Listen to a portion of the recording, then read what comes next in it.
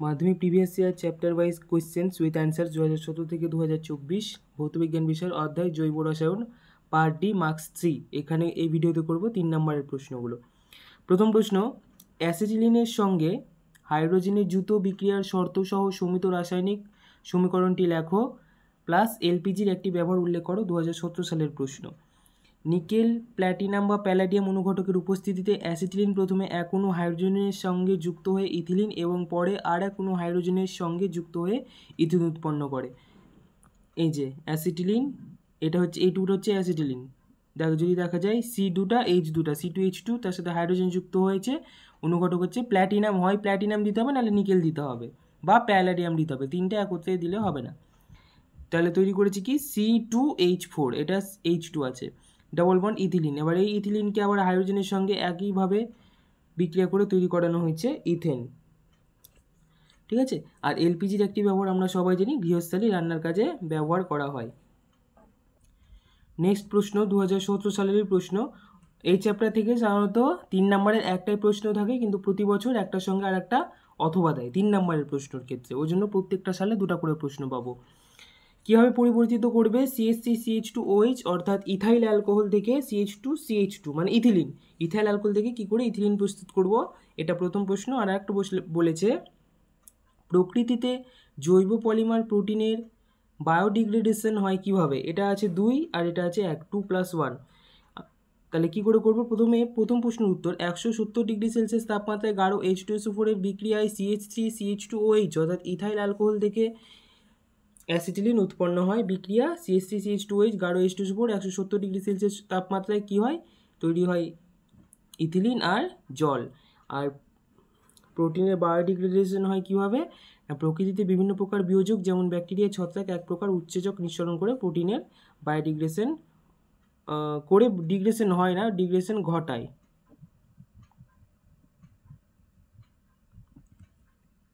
Next পরের প্রশ্ন, এটা একটু ভাষার প্রশ্ন দিয়েছে। হ্যাঁ, একটি জৈব যৌগের আণবিক সংকেত C2H4O2। যৌগটি জলে দ্রাব্য এবং যৌগটির জলীয় দ্রবণে NaHCO3 যোগ করলে কার্বন ডাইঅক্সাইড নির্গত হয়। জৈব যৌগটিকে শনাক্ত করো। তাহলে কি বলেছে, জৈব যৌগের আণবিক সংকেত C2H4O2। এবার বলেছে যে যৌগটি জলে দ্রাব্য এবং যৌগটির জলীয় দ্রবণে NaHCO3 যোগ করলে CO2 নির্গত হয়। এখন আমরা জানি NaHCO3 এটা হচ্ছে একটা ক্ষার। এই ক্ষারের সঙ্গে কার্বন ডাইঅক্সাইড নির্গত করবে অ্যাসিড বিক্রিয়া করে, কারণ এটা বাইকার্বনেট যৌগ আছে। বাইকার্বনেট যৌগের সঙ্গে আমরা জানি অ্যাসিড বিক্রিয়া করে কার্বন ডাইঅক্সাইড উৎপন্ন করে। তাহলে এখন জৈব যৌগের ক্ষেত্রে অ্যাসিডকে, জৈব যৌগের ক্ষেত্রে অ্যাসিড একমাত্র কি কার্বক্সিলিক অ্যাসিড।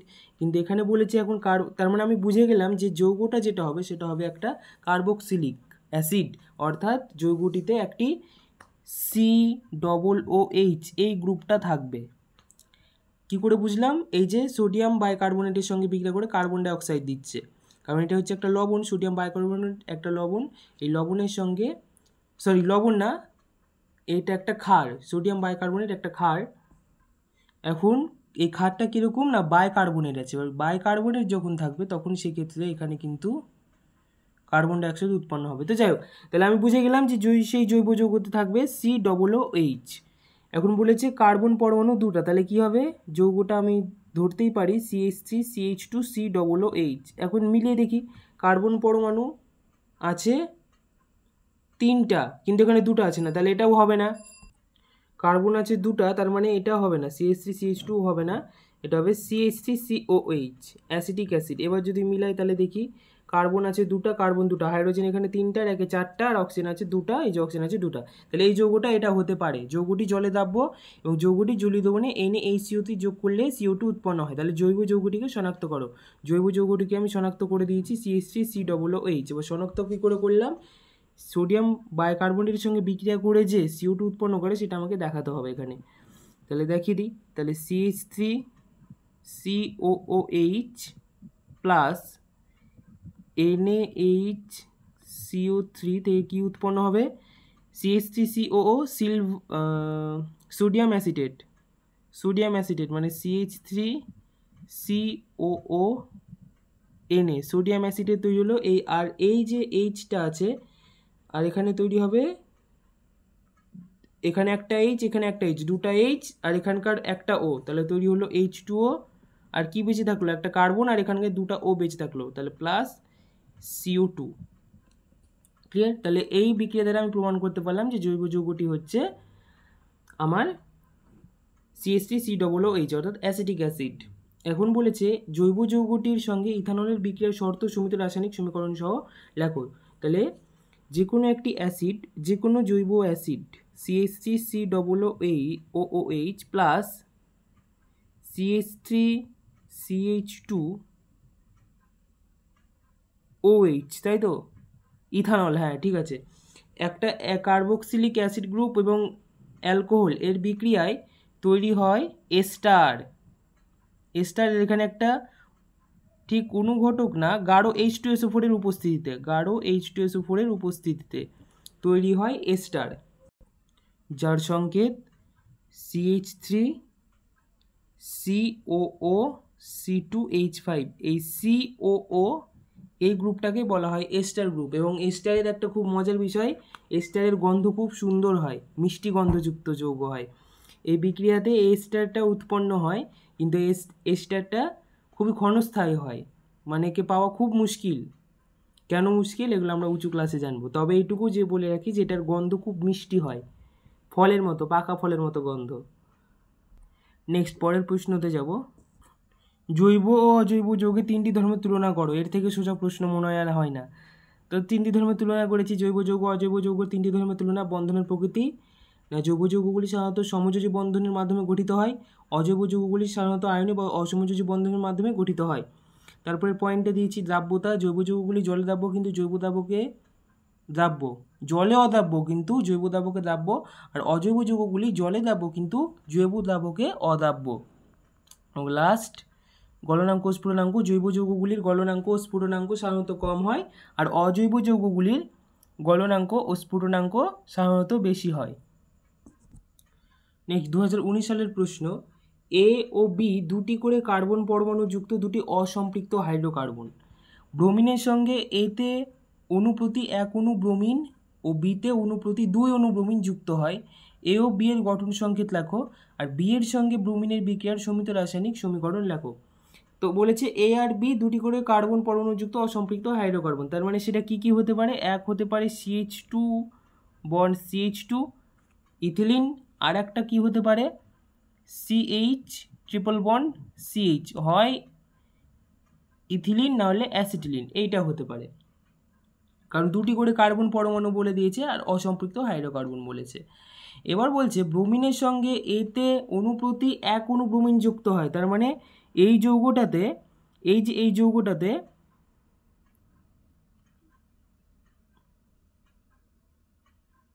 হ্যাঁ এতে অণু প্রতি 1 অণু ব্রোমিন যুক্ত হয়। 1 অণু ব্রোমিন মানে কি, Br2, তার মানে একটা যৌগ যেখানে দুটা ব্রোমিন যুক্ত হয়, দুটা ব্রোমিন পরমাণু যুক্ত হয়।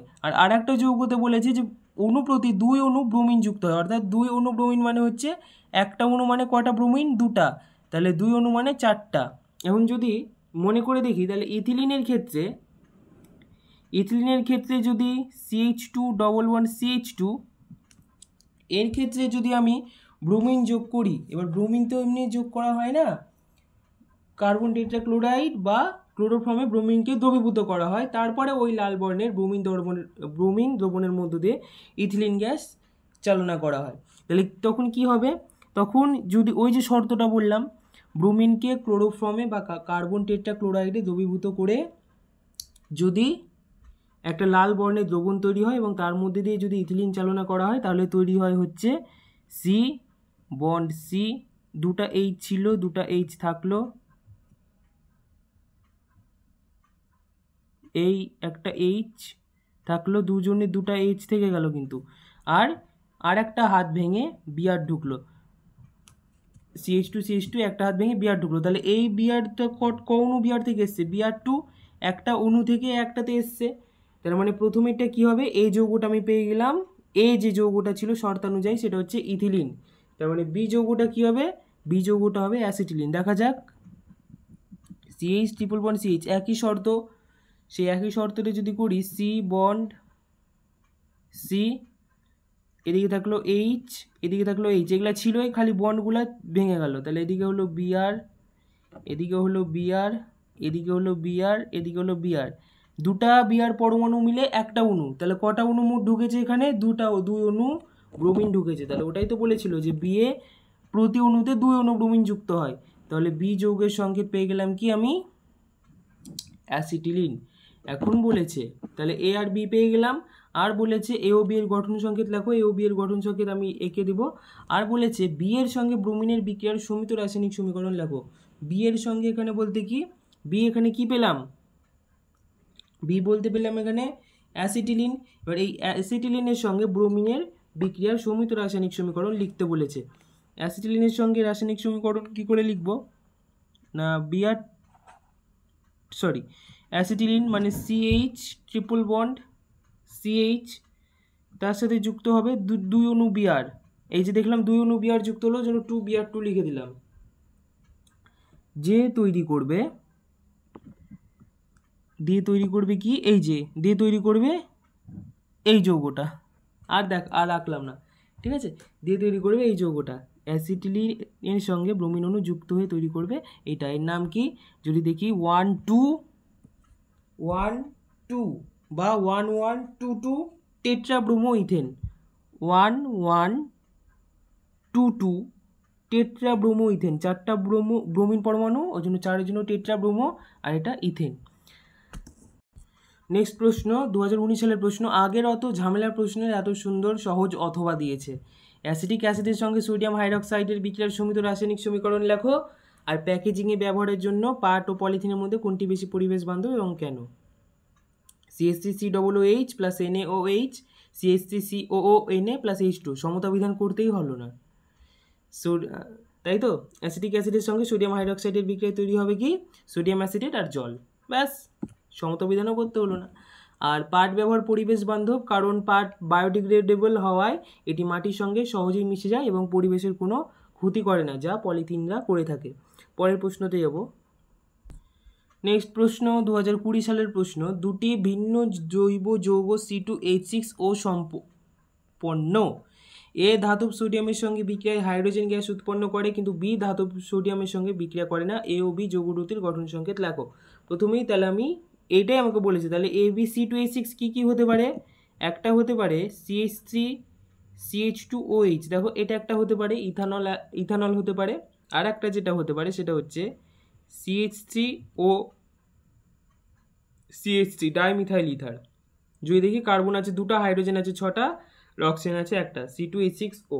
এর বাইরে আমি যদি কোনো কিছু করতে চাই, কার্বক্সিলিক অ্যাসিড, তারপর কার্বক্সিলিক অ্যাসিড, কিটোন, তাহলে কিন্তু এই যে ফর্মুলাটা আছে এই ফর্মুলাতে কিন্তু পড়বে না। ওই জন্য আমি এই দুটো পেলাম। এখন আমরা জানি যে সোডিয়ামের সঙ্গে একমাত্র বিক্রিয়া করে হাইড্রোজেন গ্যাস উৎপন্ন করে এই যে এইটা। তাহলে আমি পেয়ে গেলাম চিহ্ন এ, আর বি পেয়ে গেলাম, এ বি পেয়ে গেলাম। এবার বলেছে যে এর সঙ্গে ধাতব সোডিয়ামের বিক্রিয়ার সমিত রাসায়নিক সমীকরণ লেখো। তাহলে এর সঙ্গে ধাতব সোডিয়ামের বিক্রিয়া কি উৎপন্ন হয়? C2H5OH, এটাকে এত ভেঙে না লিখে C2H5OH লিখে দিলাম, ইথাইল অ্যালকোহল। এর সাথে যদি সোডিয়ামের বিক্রিয়া ঘটানো যায় তাহলে তৈরি হয় সোডিয়াম ইথক্সাইড, খুব important reaction, C2H5ONA plus H2, hydrogen gas উৎপন্ন হয়। এখন মনে হচ্ছে বিক্রিয়াটার সমতা বিধান হয়নি, কারণ এখানে হাইড্রোজেন আছে 2টা, এখানে হাইড্রোজেন হয়ে গেল 2টা। তাহলে এখানে যদি 2 লাগাই, তাহলে এখানে একটা 2 লাগালে সোডিয়াম হয়ে গেল 2টা, এখানে 2টা। তাহলে এই হলো বিক্রিয়া, ঠিক আছে। পরের প্রশ্ন বলেছে ইথিলিনে হাইড্রোজেনের সংযোজন বিক্রিয়ার শর্ত উল্লেখ করো ও বিক্রিয়াটির সমিত রাসায়নিক সমীকরণ লেখো। সিএনজি এর একটি ব্যবহার উল্লেখ করো। তাহলে ইথিলিনে হাইড্রোজেনের সংযোজন বিক্রিয়ার শর্ত কি না, CH2 ইথিলিনের সঙ্গে একটা অনুঘটক দিতে হয়, সেটা হচ্ছে নিকেল প্যালাডিয়াম, নিকেল দিই। তাহলে যদি নিকেল দিই, আর তাপমাত্রা কত লাগে? কাছাকাছি 250 ডিগ্রি সেলসিয়াস। এই নিকেল আর 250 ডিগ্রি সেলসিয়াস তাপমাত্রা যদি দিই তাহলে তৈরি হবে, ও এর সাথে আবার হাইড্রোজেন যুক্ত হবে, এর সাথে হাইড্রোজেন যুক্ত হয়ে তৈরি হবে কি? CH3CH3। তাহলে শর্ত কি? শর্ত হচ্ছে 250 ডিগ্রি সেলসিয়াস তাপমাত্রায় নিকেল চূর্ণের উপর দিয়ে ইথিলিন এবং হাইড্রোজেনের মিশ্রণ, ইথিলিন ও হাইড্রোজেনের মিশ্রণ নিকেলের উপর দিয়ে 250 ডিগ্রি সেলসিয়াস তাপমাত্রায় চালনা করা হলে কি তৈরি হয়? ইথেন তৈরি হয়। আর বিক্রিয়াটি সমৃদ্ধ রাসায়নিক সমীকরণ এই তো লিখে দিলাম রাসায়নিক সমীকরণ। আর একটা জিনিস যেটা চেয়েছে সেটা হচ্ছে সিএনজির ব্যবহার, সিএনজি গাড়ি চালাতে ব্যবহার করা হয়। নেক্সট প্রশ্ন, একটি হাইড্রোকার্বন বিক্ষিপ্ত সূর্যালোকে ক্লোরিনের সঙ্গে বিক্রিয়ার প্রথম ধাপে মিথাইল ক্লোরাইড উৎপন্ন করে। হাইড্রোকার্বনটি কি?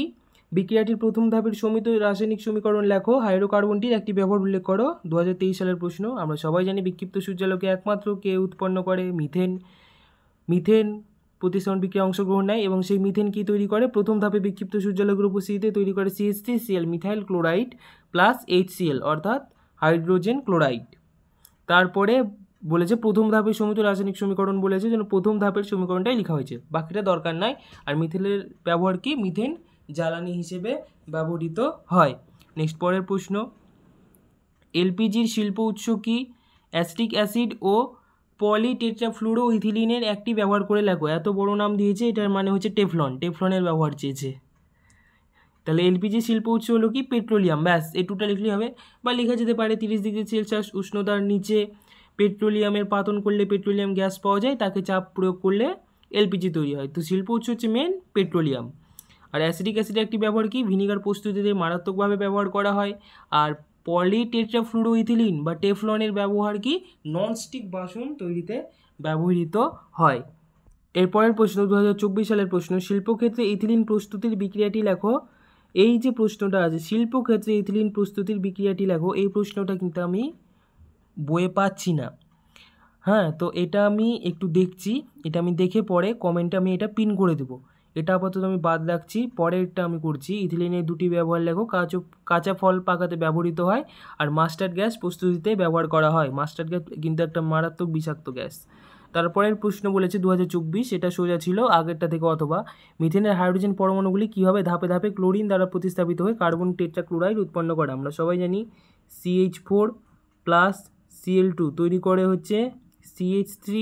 এখানে কিন্তু লিখতে হবে বিক্ষিপ্ত সূর্যালোক, আমি ভেঙে অত লিখছি না, খালি বিক্রিয়াটি দেখিয়ে দিচ্ছি। CH3Cl প্লাস HCl, খালি মনে রাখবো প্রত্যেকটা ধাপে HCl উৎপন্ন হবে, তাহলেই কাজ সহজ হয়ে যাবে। তারপরে আবার মিথাইল ক্লোরাইডের সঙ্গে ক্লোরিনের বিক্রিয়ায় HCl বসিয়ে দিলাম, তাহলে কি বেঁচে থাকলো? এখানে তিনটার মধ্যে একটা গেছে, তাহলে দুটা বেঁচে আছে, তাহলে বেঁচে থাকলো CH2Cl2। কেন একটা করে H কমছে? এটাকে বলা হচ্ছে মিথিলিন ক্লোরাইড। মিথিলিন ক্লোরাইডকে আবার যদি, হ্যাঁ খুবই সোজা বিক্রিয়া, HCl বসিয়ে দিলাম,